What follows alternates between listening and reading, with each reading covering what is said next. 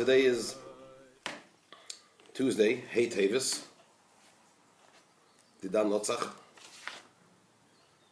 and in Teres Menachem Sefer Mamorim Tovshin Yud Aleph Yud Beis, we are on page Lamed Ches in the Mamar Vekibel Hayehudim, Purim Tovshin Yud Aleph. In yesterday's Shiur,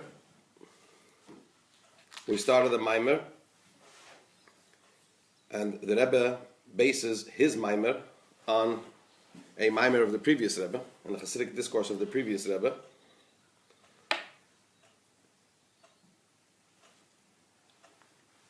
And the previous Rebbe interprets the Pasuk Vekibel Hayehudim es asher chelu lasis, that the Jews at the time of Purim accepted upon themselves that which they began to do.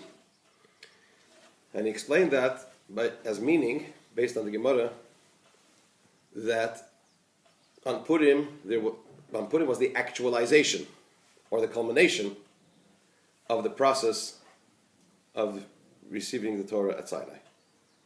The reason being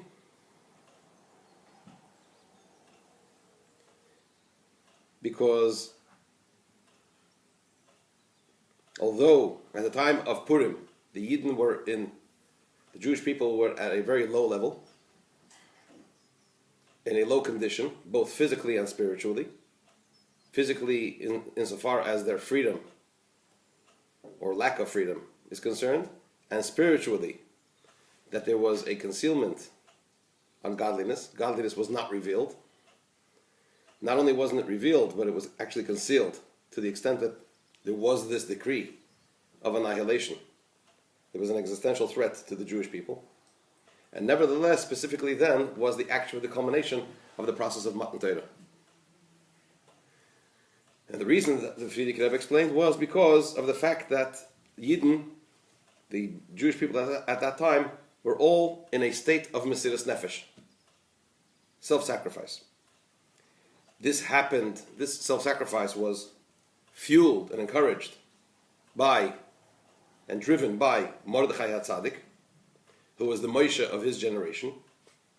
And he did this mainly by focusing on the children, as we learned in Medrash, and the previous Rebbe brings this. The Rebbe quotes it from the Maimon that he gathered 22,000 kids, etc., etc.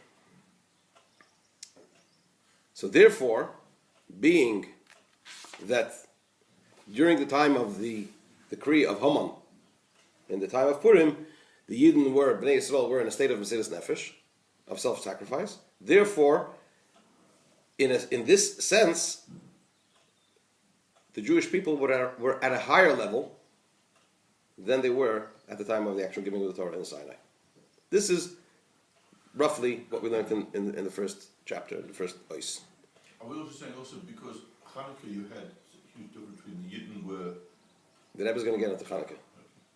There was self-sacrifice in Hanukkah as well, but the Rebbe, as we're going to learn later on, it was specifically Purim, the self-sacrifice of Purim, that was the culmination. The Rebbe will actually focus on it a little later on. So we're up to chapter 2, page Lamed Ches. We need to understand what is the point of the previous Rebbe's explanation in his discourse, that the reason why, specifically, during the time of the decree, was the culmination of the process of the giving of the Torah. That was as a result of the self-sacrifice, the Mesiras Nefesh, of the Jewish people at that time.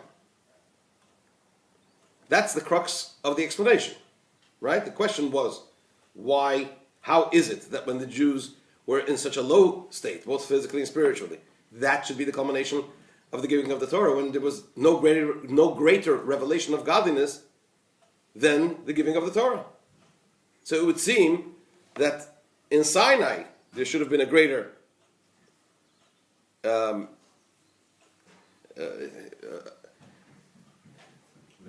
level of receiving of the Torah. That the conditions that prevailed in Sinai were more conducive to the receiving and the culmination, the actualization of the giving of the Torah, because of the revelation of godliness.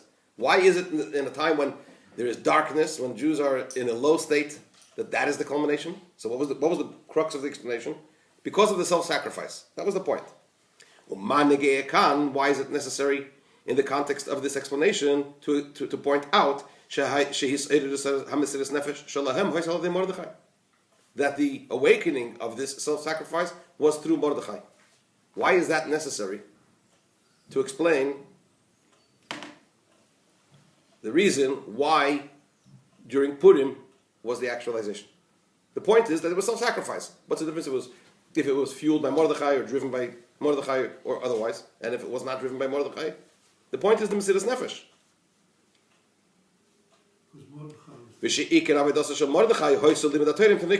Not only that, what does he add? Not only was it driven by Mordechai, but that it was driven by Mordechai mainly through teaching Torah to Jewish children.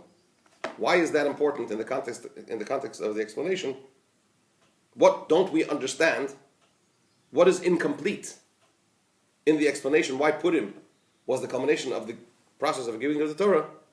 If you just focus on the fact that the Jewish people had self-sacrifice, why is it necessary to add that this self-sacrifice was driven by Mordechai and that it was mainly through focusing on the children? Sorry? Mordechai was the Moses of the generation. Correct. But that is the fact, and that is the case. But it would seem it's just an added fact which doesn't add anything to the explanation of Purim. Something else, another thing we need to understand, concerning that which the previous Rebbe writes at the beginning of the Maimer.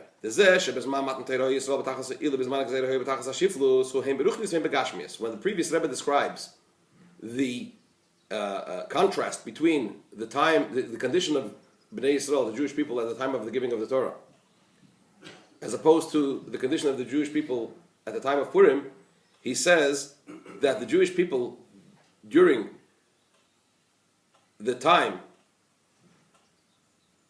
he says that the condition of the Jewish people during the time of giving of the Torah was much greater, both spiritually and physically. And by contrast, during the time of Purim, they were much lower, both spiritually and physically.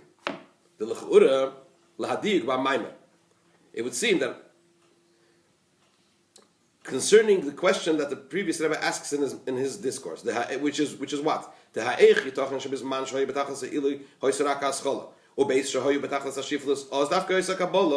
the question that he asks?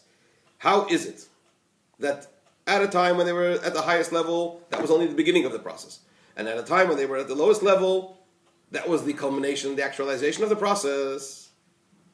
So concerning this question, it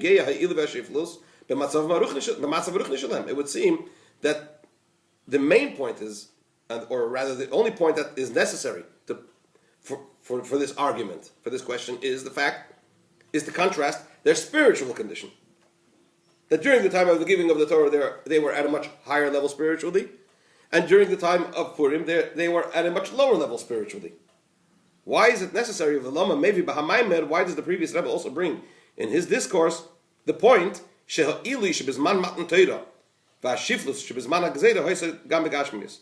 why does the previous Rebbe also point out that the contrast between the condition of the Jewish people at the time of the giving of the Torah versus their condition at the time of Purim was also concerning their physical condition?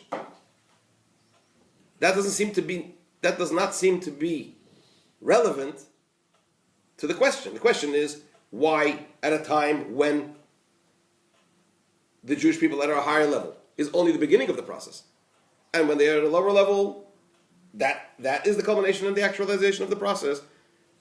That question seems to be as a result of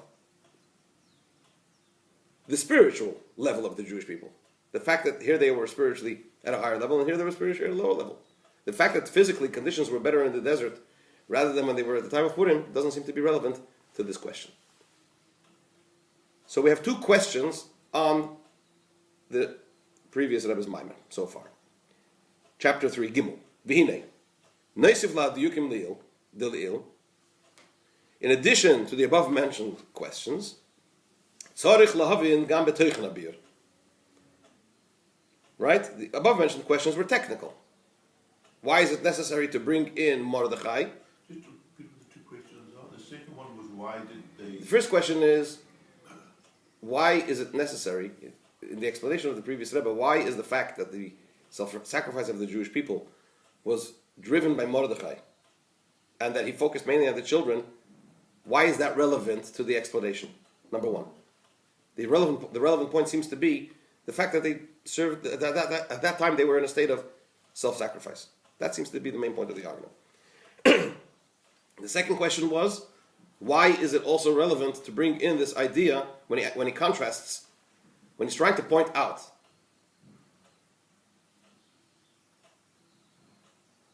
that at the time of Matan Torah, the Jews were at a higher level, and in Purim they were at a lower level, and therefore it seems surprising that Dafke specifically, in the time of Purim, that was the actualization, the culmination of the process of Matan Torah, of the giving of the Torah. The relevant point seems to be the fact that to contrast what? The spiritual conditions. Why is it necessary also to point out the physical? How is that relevant to the contrast between Matan Torah and Purim? Those were the two technical questions. Now the Rebbe focuses on the content, on the meaning of the explanation, the actual explanation of the previous Rebbe. What is the actual explanation of the previous Rebbe? The actual explanation of the previous Rebbe is that in one fundamental factor, there was a qualitative advantage in the conditions that prevailed among the Jewish people during Purim, as opposed to the conditions that prevailed among the Jewish people at Sinai. What is that? Self-sacrifice. That they had Mesiras Nefesh, they had self-sacrifice for Torah and mitzvahs. Right? So the Rebbe says, let's analyze this. Why is it necessary, the crux of the Rebbe's question is, why is it necessary for the culmination of the giving of the Torah, why is it necessary to have self-sacrifice? Actual self-sacrifice. A. B. When the Yidden received the Torah at Sinai and they said Na'aseh v'nishma, it wasn't conditional. They didn't say we will do and we will understand. We will follow the Torah only if our lives are not threatened. But if we have to have self-sacrifice, we won't. They didn't say that. When Jews accepted the Torah at Sinai, they accepted it completely and totally. Even if there will be a situation where that will be challenged, to the extent that Mesiras Nefesh, self-sacrifice, will be required. The difference is that at Purim, it was actual self-sacrifice. So the question is, why is it necessary to have actual self-sacrifice? For what purpose? For the purpose of culminating the process of the giving of the Torah. Why? Yes, we understand, of course, that it's a tremendous thing, and it's a great level that they achieved during Purim, but why is that necessary for bringing the process of the giving of the Torah to its complete fullness? That's the question that Rebbe is that's the main point of chapter 3. You make it sound as if the culmination was inevitable, that from Sinai to Purim, that it was inevitable that it would go to a lower level. Let me put it in other words. Not only was it inevitable, but it was necessary, it was vital, that in order to bring Matan Torah, the giving of the Torah, to its completion, or rather, Matan Torah was not complete until the conditions of Purim prevailed and the Yidden were in a state of Mesiras Nefesh. Why? Very simple question. Yes, it's great. It's very impressive, and it's to be emulated. But why is it necessary to have these conditions in order to bring Matan Torah to its state of fullness? That's the point of the Rebbe's question here. Now let's see how the Rebbe spells it out. The L'cha'ura, line 3, from chapter 3, in the middle. The L'cha'ura, it would seem, Hare berubam kekulam shel mitzvahs ksiv, concerning almost all the mitzvahs, it says, Asher yasa oisam ha'adam v'chai b'hem. The pasuk says, the Torah says, that when it comes to mitzvahs, you should do them and live in them. What does that mean? From here, we learn, the Talmud learns, and it's brought in halacha, that when a Jew is challenged with his life, is threatened, when a Jew's life is threatened through the performance of a mitzvah, he should forego the performance of the mitzvah and preserve his life. That's by the majority of mitzvahs, besides which mitzvahs? 3. Avodah Zarah, idolatry, Gilei Arayis, adultery, and Shvichas Damim, murder. But most of the mitzvahs, 610 out of the 613 mitzvahs, On the contrary, we have to preserve our life rather than fulfill the mitzvah and have our life taken. So what's the point? The point is that it would seem that it's unnecessary to have Mesiras Nefesh, to give away your life. A. And even concerning these three mitzvahs, concerning which it says, the ruling is, one should give away his life, one should rather be killed and not transgress those mitzvahs, which are what? As just mentioned, it's not because we are, this is not the idea that you're giving, that's not the idea of Mesiras Nefesh. Concerning these three mitzvahs, there's a special commandment that concerning these three mitzvahs, you have to fulfill them even if your life is being threatened. But that's not the mitzvah of Mesiras Nefesh. The mitzvah of Mesiras Nefesh is v'nikdashti b'seich b'nei Yisrael. Right? That a yid has to make a kiddush Hashem. Concerning these three mitzvahs of Avodah Zarah, Gilui Arayis, Shvichas Damim, there is a special instruction that these three mitzvahs have to be fulfilled even if one's life is threatened. Right? Avodah Zarah, because it says V'ahavtas Hashem Elokecha b'chol levavcha b'chol nafshecha u'v'chol moedecha, and the Talmud actually says, it says V'chai bohem, when you fulfill the mitzvahs, you should preserve your life. If one's life is challenged, when it comes to the performance of a mitzvah, preserve your life. What about Avodah Zarah? It says, what about believing in one God? It says, b'chol levavcha, with all your heart, b'chol nafshecha, with your entire soul, afilu neitelas nafshecha. Even if one's life is threatened, right? So that's concerning Avodah Zarah, idolatry. Concerning Shvichas Damim, concerning the spilling of blood, the Talmud says, how could you take somebody else's blood? Who says that your blood is redder than somebody else's blood? So therefore, you cannot preserve your life on the cheshbon on account of someone else. Concerning adultery, the Torah compares it to the tzichat, to the spilling of blood. As it says, Ki kasher Yokub ish al re'ehu u'ritzochei nefesh, kein hadavar hazeh. That when it comes to the idea of Gilui Arayis, it is just, the Torah says, it's just like one gets up and murders another person. So from here we learn that just like concerning spilling someone else's blood, we know that one cannot preserve one's life on account of spilling somebody else's blood, because who says your blood is redder than the others? So we learn adultery from that. So concerning these three mitzvahs, it's not because of the mitzvah of v'nikdashti. Go on Mesiras Nefesh. There's a special instruction concerning these three mitzvahs that they are to be performed, or rather not transgressed, even if it comes to taking one's life. What is the mitzvah of Mesiras Nefesh? The mitzvah of Mesiras Nefesh, of self-sacrifice, is one of the 613 mitzvahs. The mitzvah of self-sacrifice, to give away one's life, to sanctify God's name, is only one of the 613 mitzvahs. What's the point of all this long dissection? So therefore, why is it necessary? Why is it vital? It seems from the story of Purim, it's vital. The story of Purim tells us that it's vital to have actual self-sacrifice in order for the process of Matan Torah to be complete. Based on what we just discussed, it would seem that that's not the case. Why is it vital to have Mesiras Nefesh in order to bring the receiving of the Torah, the process of the giving of the Torah, to come to its fullness and to its full state of completeness?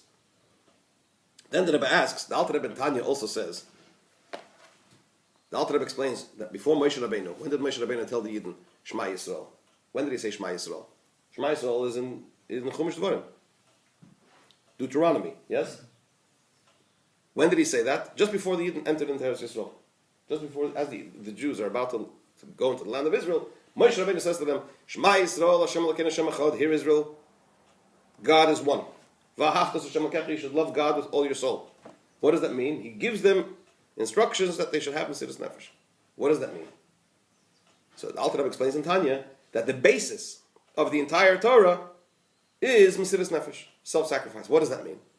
That how could a person overpower his Yetzer Hara his instincts that drag him, that pull him in other directions, by remembering that through the transgression, through the non-fulfillment of a mitzvah, I'm detaching myself from God. So therefore, if I remember that commitment to Yiddishkeit is even b'chol nafshecha, with my entire soul, that will give me the strength to overcome the challenges of the Yetzer Hara, even in a particular mitzvah, where he says, it's not necessary, don't do it, I have a taiva, and so on and so forth, right? So what are we talking about over there? We're not talking about actual self-sacrifice, that Moshe Rabbeinu instructs them, go into Eretz Yisrael and give away your life. He says, remember that your commitment to Yiddishkeit is b'chol nafshecha, your commitment to God is with your entire soul, and therefore you'll be able to perform mitzvahs properly. It'll give you the strength to overcome challenges. So what is he talking about? He's talking about potential self-sacrifice, not actual self-sacrifice. What happened on Purim? On Purim they had actual self-sacrifice, which seems to be necessary, according to what Friedrich Rebbe explains in his Maimon, to bring the process of the giving of the Torah to its state of completion. Why do we need actual self-sacrifice to bring Matan Torah to its state of completion? Now inside. Umasha Kosa Betanya. And that which the Alter Rebbe says in Tanya. Ta'atam al zeh shetiva Moshe Rabbeinu l'desh nichnu l'Eretz Yisrael l'Oretz. Likris Kriya Shema Pamayim b'chol yem l'kabel olav malchus shemayim b'siras nefesh. Moshe Rabbeinu, before the Jews came into Israel, promised them that God will cast your fear on all those that will see you. You'll have nothing to fear. People will be afraid of you. So what does Moshe Rabbeinu promise them? That you will not need to give your life. On the contrary, people will be afraid of you. And all those that will, God forbid, want to harm the Jewish people will be frightened of the Jewish people. So what did he promise them? That you'll be able to live a proper life. So why did he give them the instruction that you should say twice a day Kriya Shema, which means to accept upon yourself the yoke of heaven with self-sacrifice? Even though he promised them that your fear, God will cast fear on all those that surround you. The reason for that was, the Alter Rebbe says in Tanya, the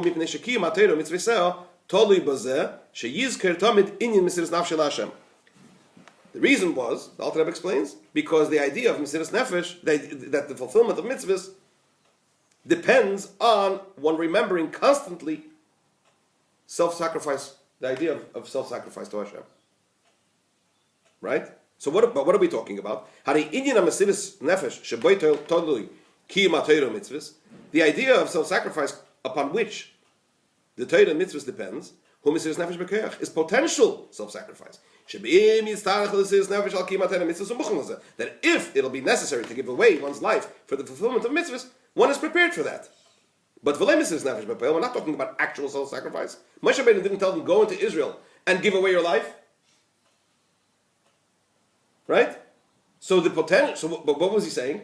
Remember that your commitment to God is even if you need to give your life away. You won't need to, but remember this idea. And therefore, when you're challenged internally, when your Yetzer Hara comes to challenge you, you say, it's a no-go, because it's a total commitment. So, but this commitment, says the Rebbe, they also had at Matan Torah. Varigam Matan Torah. Also, when at the time when the Torah was given at Sinai, when the Jews said, we will do and we will hear. And certainly after they have received the instruction from Moshe Rabbeinu, before they entered into Israel, to say Shema twice a day, in order to remember this idea of self-sacrifice. So certainly, they certainly accepted upon themselves to fulfill everything that they were instructed, even if self-sacrifice is necessary. So they had the idea of potential self-sacrifice, which seems to be what is required in order to receive the Torah in a full way. This wasn't sufficient. Nevertheless, this was not sufficient for the process of Matan Torah to be complete. Vekibel Hayehudim, until when? Until the time of Haman's decree. When they had actual self-sacrifice. So the question is why? Why is it necessary to have actual self-sacrifice in order for the process of the giving of the Torah to come to its state of completeness. The Rebbe points out in footnote 25 that the myth of the Rebbe, when he discusses this idea, he says that what's so special about actual self-sacrifice? That actual self-sacrifice reaches a level which is a spiritual level, which is beyond the level that Torah and mitzvahs reach. So Mesiras Nefesh, self-sacrifice, actual self-sacrifice, is unbelievably powerful. So the Rebbe says, okay, that's fine, but we're talking about Torah and mitzvahs. In other words, why is it that in order for Torah and mitzvahs to be in a state of completeness, you need to reach a level which is beyond Torah and mitzvahs? Why? In other words, the Rebbe is not saying that Mesiras Nefesh is not necessary, or Mesiras Nefesh is not desirable, if it comes to it. The question is, why, concerning bringing the giving of the Torah to a state of completion, we need to have actual self-sacrifice. That's the question. Do we have time for another 2 lines? I think just finished any of it. V'hinei yadua, it's known, says the Rebbe, sheb'shnei zmanim ha'yis Mesiras Nefesh b'peil. This touches on the point that Kevin made at the beginning of the Shiur. We know that there were 2 time periods when Jews had actual self-sacrifice. Shel Klal Yisrael, of all the Jews. I'll tell you the mitzvahs. B'Chanukah, on Chanukah b'zman Gzeras Yovan, during the decrees of the Greeks. U'bePurim b'zman Gzeras Haman, and on Purim during the time of Haman's decree. B'Kivin shekol inyanim shebeTorah mitachlas hadiyuk. And since all matters in Torah are very accurate, we have to say that the reason why the process of the giving of the Torah came to its state of completeness, specifically through the self-sacrifice of Purim, rather than what? The self-sacrifice of Chanukah. It's not only because the story of Purim and the self-sacrifice that Jews had then chronologically preceded Chanukah, but it's more so. It's also because of the fact that the self-sacrifice of Purim, as opposed to the self-sacrifice of Hanukkah, has a greater connection to the culmination of the process of the giving of the Torah. But says the Rebbe, we need to understand what is the difference between the self-sacrifice that the Jews had during the period of Hanukkah rather than the self-sacrifice that the Jews had during the period of Purim. As a result of this, as a result of which, as a result of which, the culmination of Kabbalah Satera, receiving of the Torah, is specifically through the self-sacrifice of Purim rather than the self-sacrifice of Hanukkah. So this is the setting. And now the Rebbe is going to go into a beautiful explanation. What was the innovation of Torah and mitzvahs after Matan Torah as opposed to before Matan Torah, and to explain all these points that the Rebbe just raised in the questions.